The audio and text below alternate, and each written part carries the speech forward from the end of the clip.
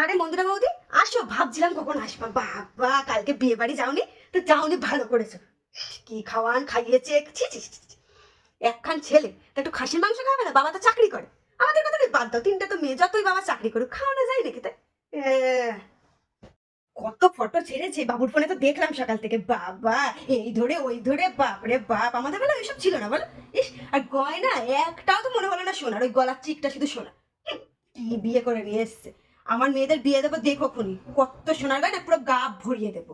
হ্যাঁ, আর তিনটে মেয়ে তো, সবাইকে ভাগযোগ করে দিতে হবে, এই ভাবি শুধু। তারপরে বিয়ে বাড়িতে শুধু পকোড়া আর কফির স্টল দিয়েছে। আজকাল কে পকোড়া আর কফির স্টল দেয়? ওই স্টার্টার ফিস্টার্টার কি হয়, কিচ্ছু করেনি। এখন সেই বিয়ে বাড়িতে মানুষে যায় বলো? ছ্যা! তারপরে তো দেখলাম বৌমা বাপের বাড়ির লোক যখন আসলো, শুধু ওদের সাথে ফটো আর ফটো। শ্বশুর শাশুড়িটা যে পাশে দাঁড়িয়ে রয়েছে, তাদের নিয়ে ফটো তোলার কোনো কথাই বলছে না। আমি তো দাঁড়িয়ে দাঁড়িয়ে ওটাই দেখছি, কখন বলে যে আসুন মা ফটো তুলে। বললোই না, না বললোই না, একবার বলেনি। আমরা যে পাহাড়া কাকিমা, আমাদের সাথে ফটো তুলবে না? ডাকো না, কে যায়? আর শুধু ওদের কথা কি বলি তোমাকে, ওই পচার মেয়ে, বাপরে বাপে ধেড়ে মেয়ে হয়ে গেছে, একটা আইবুড়ো মেয়ে, পিট কাটা একটা ব্লাউজ পরেছে।